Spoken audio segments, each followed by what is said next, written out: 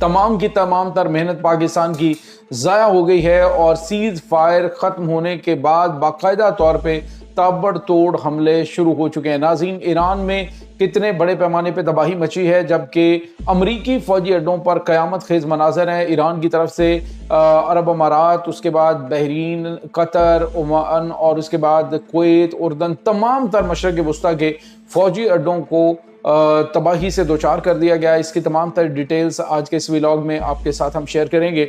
Video की तफसील में जाने से पहले अगर आपने हमारे इस चैनल को सब्सक्राइब नहीं किया हुआ तो आपसे गुजारिश है काइंडली इसको सब्सक्राइब कर लें और बेल आइकन को ज़रूर दबा दें ताकि हमारी आने वाली वीडियोस सबसे पहले आप तक पहुंच सकें।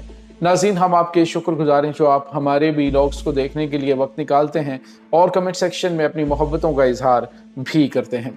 नाज़रीन, इस वक्त सूरत हाल बड़ी तेज़ी से तब्दील हो रही है और खित्ता, ख़ास तौर पे मशरक़ वस्ता का खित्ता एक खौफनाक तबाही से दो चार हो चुका है।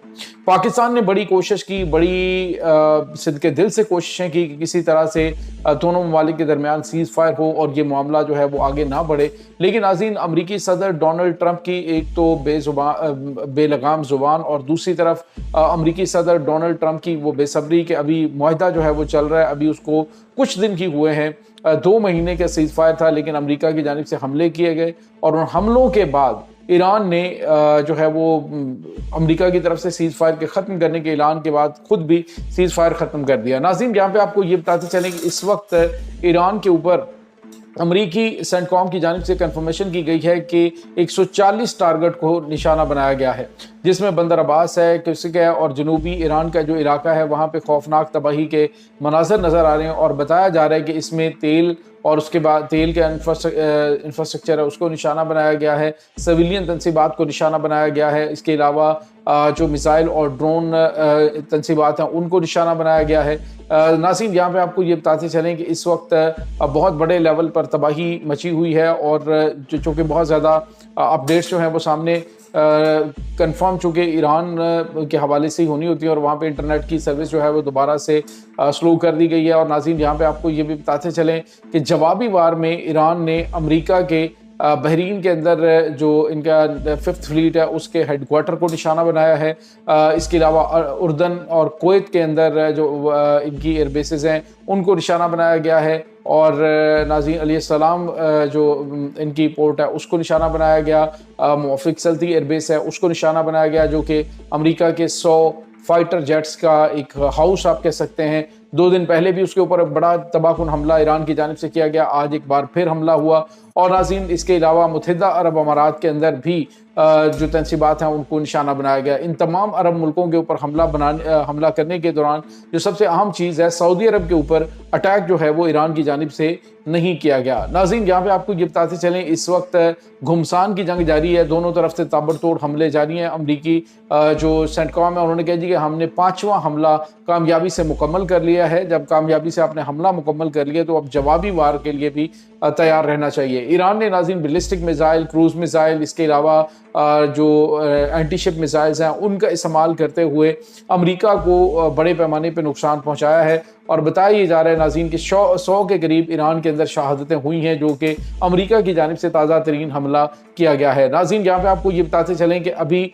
जो ईरान से बहुत बड़ी तादाद में लोग दीगर ममालिक के अंदर मौजूद थे, दीगर ममालिक से ईरान के सुप्रीम लीडर की जो आखिरी रसूमात है उसमें अदायगी के लिए मौजूद थे, वो वहाँ से निकल चुके हैं, वहाँ से वो बाहिफाजत जा चुके हैं।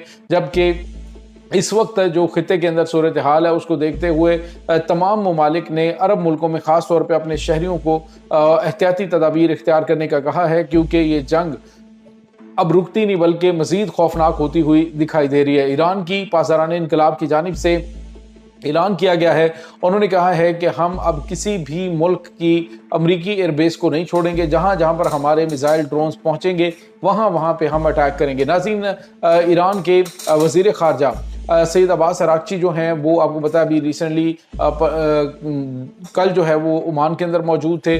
ओमान में उनकी मुलाकात जो है वो कतरी वज़ीर ख़ारजा के साथ भी हुई थी, लेकिन नाज़रीन उसमें मैंने आपको बताया था कि ईरान तमाम अरब मुल्कों को इस वक्त एतमाद में ले रहा है और एतमाद में लेके उनको उनके साथ बातचीत करवा रहा है और उन्हें ये कह रहे हैं जी कि हम आपके ऊपर अटैक करेंगे, लेकिन ये हमले हमारे अमरीकी एयरबेसिस के ऊपर होंगे, आप इसे हमारी तरफ से कोई ऐलान जंग आपके मुल्क के खिलाफ ना समझे।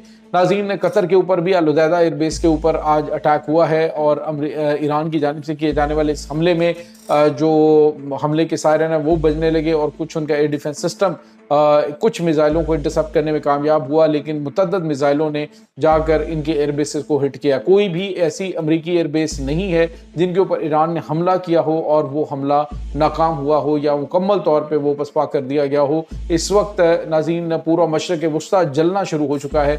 आलमी मार्केट के अंदर तेल की कीमतें दोबारा से आसमान पर पहुँचना शुरू हो गई हैं और आलमी जो मार्केट है, मईशत है, उसको बड़ा धचका लगा है। स्टॉक मार्केट क्रैश कर चुकी है और नाज़रीन यहाँ पे आपको ये बताते चलें कि ईरान के वज़ीर ख़ारजा सईद अब्बास अराग़ची से अभी कल ही जब सवालात किए गए और वहाँ उनसे पूछा गया कि ईरान कब जो आलमी एटमी तवानाई एजेंसी के इंस्पेक्टर्स हैं उनको अपनी एटमी जो साइट्स हैं उनका मुआयना करवाएगा, तो ईरान ने बड़ी शर्त रखी। ईरान ने कहा कि जब ऐसा इसराइल करेगा तो ईरान भी तब ऐसा कर लेगा। नहीं, यानी मतलब ये है कि इसराइल ने तो आज तक आलमी एटमी तवानाई एजेंसी को रसाई नहीं दी है, तो इसका मतलब है कि ईरान जो है वो कहता है हम भी बस तब तक ही ये सारा सिलसिला जारी रखेंगे जब तक कि इसराइल की जानिब से परमिशन नहीं दी जाएगी। मतलब आप समझ सकते हैं कि जो एटमी मामलात के ऊपर बातचीत है उसको ईरान ने ख़त्म करने का ऐलान कर दिया है। इसके साथ ही ईरान ने इस वक्त जो हमले शुरू किए हैं उसमें ईरान की आर्मी, ईरान की जो पैगम्बर इस्लाम कमांड हेडक्वार्टर है उसकी जानिब से, पासदारान इनकलाब की जानिब से ईरान की तमाम तर फोर्सेस इस वक्त अमरीकी एसेट्स को निशाना बना रही हैं।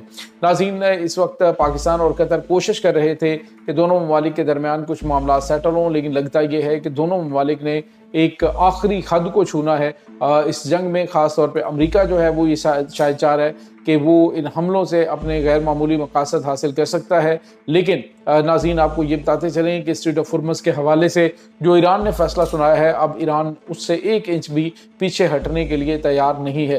नाज़रीन ईरान की जानिब से कुछ बंदरबास और दीगर कुछ शहरों के अंदर जो हसास तनसीबात हैं उनको निशाना बनाया है और ये भी दावे किए जा रहे हैं कि उन्होंने कुछ अहम शख्सियात को भी निशाना बनाया है, लेकिन अभी इस हवाले से ईरान की जानिब से कोई कंफर्मेशन नहीं की गई है। अलबत्ता ईरान की तरफ से ये ज़रूर बताया गया है कि हमारे तकरीबन 100 से ज़्यादा लोग जो है वो इस हमलों के अंदर शहीद हो चुके हैं। इस वक्त नाज़रीन ईरान की जो एयरफोर्स है, ईरान की इस वक्त जो नेवल फोर्सेस हैं, ख़ास तौर पे जो इनकी रॉकेट एंड कमांड फोर्स है, वो अगले और मुख्तलिफ मुकामात पर हमलों की इस वक्त तैयारी कर रहे हैं और ये भी खबरें नाज़रीन सामने आ रही हैं कि आज़रबाईजान जो है वहाँ पर जो इसराइली एयरबेस है वो हमलों के लिए इस्तेमाल हुई। तो सवाल ये पैदा होता है कि क्या ईरान अब आज़रबाईजान को भी निशाना बनाएगा? तो इसके बहुत ज़्यादा चांसेस हैं, क्योंकि ईरान ने पहले ऐलान कर दिया कि जिस मुल्क में भी जो ऐसे एसेट्स हैं जो कि ईरान के खिलाफ इस्तेमाल होंगे हम उन्हें निशाना बनाएंगे। ये नाज़रीन इस वक्त ताज़ा तरीन अपडेट्स चल रही हैं। इस तमाम सूरत हाल के बारे में आपका क्या कहना है? कमेंट सेक्शन में अपने ख्यालात का इजहार ज़रूर कीजिएगा।